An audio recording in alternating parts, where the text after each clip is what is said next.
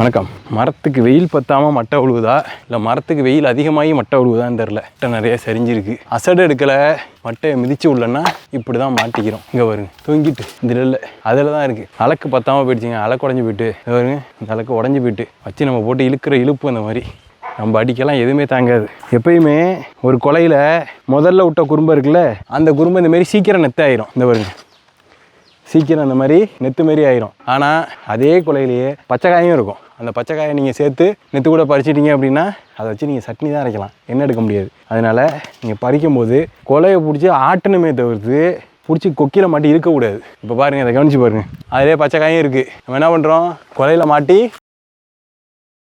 ஆட்டுறோம், நெத்துக்காய் விடுவோம், பச்சைக்காய் மேலேயே இருக்கும். அது அடுத்த நெத்துக்கு தான் பறிக்கும். இல்லை அப்படின்னா உரிச்சோம்னா வெள்ளையாக இருக்கும், அது வேஸ்ட்டு. குழம்புக்கு சட்னிக்கு இதுக்கு தான் ஆகும். அதை நீங்கள் காய வைக்க முடியாது. காய வச்சிங்க அப்படின்னா ரொம்ப மெலிசாக போயிடும்.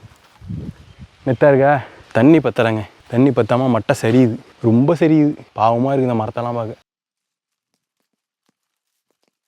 அது ஒன்று மட்டும் வர்ற பார்த்தீங்களா, ஏன்னா பச்சைக்காய் அது வராது. இப்படி தான் பார்த்து பார்த்து பறிக்கணும். அருமையாக இருக்கிறது. முழு கேமராமேனாக மாறிய என் ப்ரோவை பார் அப்படிங்கிற மாதிரி. தேங்காய் பறிக்கிறது ரிஸ்க் அதிகம். எனக்கு ரொம்ப நாள் ஆசை நம்மளோட இந்த ஃபார்மிங் பற்றி பசங்களுக்கு வந்து கிளாஸாக வந்து எடுக்கணும் அப்படின்னு சொல்லிட்டு. ஒரு தென்னை மரத்தோட பயன் தெரியுமா, இது என்ன பண்ணும் அப்படின்னு சொல்லிட்டு. நம்ம இப்போ வந்து சின்ன கண்ணாக வச்சு வளர்த்து அது இப்போ நம்ம காய் கொடுக்குதில்ல, அந்த காய் மட்டும் தான் வெளில தெரியும். ஆனால் மட்டை யூஸு, தேங்காயை உரிச்சு எடுக்கிறீங்களே அந்த மட்டை யூஸு.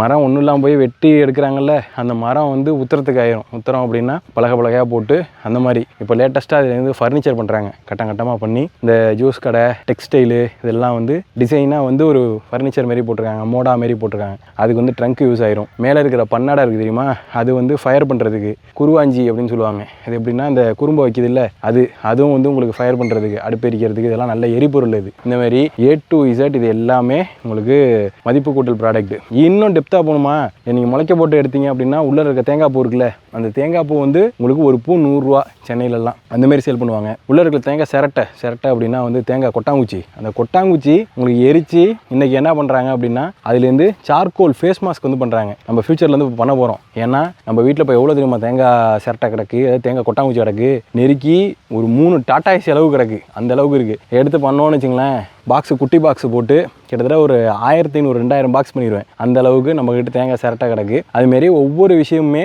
இதுலேருந்து அப்படியே ஈல்டு கொடுக்கக்கூடிய ஒரு மரம் தான் நம்ம தென்னை மரம். ஈவன் மட்டையை எடுத்துக்கிட்டீங்க அப்படின்னா இந்த மட்டையை வந்து நீங்கள் ஓலை பண்ணுவாங்கல்ல, குடிசையாக பின்னி கீத்து போடுறவங்க, அந்தமாரி கீத்து இன்னமும் வந்து பயன்பாட்டில் இருக்கக்கூடிய ஒரு ரூஃபிங் விஷயம் அது. அது இல்லை அப்படின்னா இதை வந்து பல்வரைசரில் அடித்து இந்த மட்டையும் வந்து அடித்து அடிமட்டையும் அடித்து எல்லாத்தையும் வந்து உங்களுக்கு பவுடராக்கி கோகோ பெட் பண்ணுறாங்க இல்லையா, அதாவது நீரை வந்து ஒரு செடியில் வந்து சேர்த்து வச்சுக்கிறது. நீங்கள் மாடி தோட்டம்லாம் பண்ணும்போது அந்த கேரி பேக்குள்ளே உங்களுக்கு இந்த கோகோ பெட் வந்து போட்டு மண்ணோட கலந்து போட்டாங்கன்னா அது என்ன பண்ணுன்னா நீரை வந்து நல்லா உறிஞ்சி ஸ்டேபிளாக வந்து அதுக்குள்ளே ஈரப்பதமாகவே வந்து வச்சுக்கும். நீங்கள் அடிக்கடி வந்து தண்ணி ஊற்ற தேவையில்லை. இந்த மாதிரி விஷயத்துக்கு கோகோ பெட் வந்து போடுவாங்க. இது எல்லாமே உச்சி முதல் அடிப்பாதம் வரை அப்படியே ஈல்டு கொடுக்கக்கூடிய ஒரு மரம் அப்படின்னா தென்னை மரம். அந்த காலத்துலலாம் சொல்லுவாங்க, புள்ளையை வளர்க்குறதுக்கு தென்னையை வளர்க்கலாம், வச்சோன்னே ஒரு 10 வருஷம் கழிச்சு நமக்கு வந்து காய் கொடுக்கும், நம்மளை பார்த்துக்கும் அப்படின்னு சொல்லிட்டு. அது வந்து 100% ட்ரூ. இந்தமாரி இதெல்லாம் சொல்லி அப்படியே டீட்டெயிலாக எல்லாத்தையும் காமிச்சு செஞ்சு எனக்கு வந்து ஒரு கிளாஸ் எடுக்கணும் பசங்களுக்கு அப்படின்னு ஆசை. விரைவில் வந்து அதை நிறைவேற்றுவோம். ஏதாச்சும் ஒரு ஸ்கூலை வந்து பிடிச்சிட்டு வந்து நாங்கள் கிளாஸ் எடுக்கிறோம் உங்கள் பசங்களுக்கு அப்படின்னு சொல்லி. நான் உயரமாக இல்லையா, இல்லை இது உயரமாகிடுச்சான்னு தெரிலங்க, எட்ட மாட்டேங்குது. இந்த கொள்ளையில் தேங்காய் பறிக்க ஆரம்பித்ததுலேருந்து நான் வந்து இந்தமாரி ஸ்ட்ரகிள் ஆனதே இல்லை. மரம் வளர்ந்துட்டு அதுக்குள்ளே ஒரு காய் மாட்டிக்கிட்டு இருக்கு. இங்கேயும் பாருங்க, உள்ள ஒரு காய் மாட்டிகிட்டு இருக்குனால மட்டைக்குள்ளே போய் காய் மாட்டிக்குங்க. இந்த வருங்க, அது வந்து இந்த பில்லியர்ட்ஸ் ஆடுவாங்க தெரியுமா, எப்படி குத்துவாங்களே அந்த மாதிரி அப்படி வச்சு குத்தி விட்டு தான் எடுக்கணும். அது வந்துச்சு பார்த்தீங்களா, அது போய் அங்கே விழுந்துச்சுன்னு வச்சுங்க, தேங்காவை பார்த்து பறிக்க மாட்டியாடான்னு நம்மளை திட்டுவாங்க. செட்டை உடைக்கிறியா, தேங்காவை பார்த்து பறிக்க மாட்டியா, பார்த்து பறிக்க தெரியாது, செட்டு வீணாக போச்சுன்னா யார் கொடுப்பா அப்படிம்பாங்க. இந்த சைடில் இல்லை, எல்லாம் ஏறுகொலை. இந்த இதில் இருக்குது. ஆனால் எனக்கு உயரம் வெட்டுமானு தெரில. இதில் இருக்குது, இந்த இருக்குது வருங்க. நாங்கள் இப்போ புது அலக்கு கட்ட போகிறோம். ஏன்னா இதில் வந்து பறிக்க முடியலை. இந்த அலக்கே புது அலக்கு தாங்க, அதான் பெருசாக இருந்துச்சு, பயங்கர பெருசாக இருந்தது. இல்லை இதாட்டம் இன்னொரு மடங்கு இருந்தது. நான் என்ன பண்ணேன், மாமரத்தில் போட்டு இழுத்து அலக்கில் பிடிச்சி தொங்கிட்டேன். உடச்சிட்டு கையோடு வந்துட்டு பாதி அலக்கு. எங்கள் அம்மா நான் அவ்வளோ திருட்டுனாங்க. இந்த நிற்கிறாங்க பாருங்க அம்மா, அவங்க என்ன சொல்கிறாங்கன்னு கேட்போம். வணக்கம், சொல்லுங்கள். How are you? ஃபைன். ஓரளவுக்கு பறிச்சிருக்கேன். இன்னும் அந்த மரத்துக்கெல்லாம் கொஞ்சம் பெரிய அலக்கை கட்டினா தான் பறிக்கலாம். அலக்கு மாற்றி கற்றுக்குமா, ஹைட்டு எட்ட மாட்டேங்குது. நான் உங்களுக்கு ஒன்று சொல்கிறேன் பாருங்களேன், நீங்கள் தேங்காய் பறிக்கும் போது இப்படி போய் நின்றுட்டு பறிக்கக்கூடாது. இப்படி அளக்கு இருந்துச்சுன்னா மூஞ்சில் வந்து தேங்காய் விழுந்துடும்.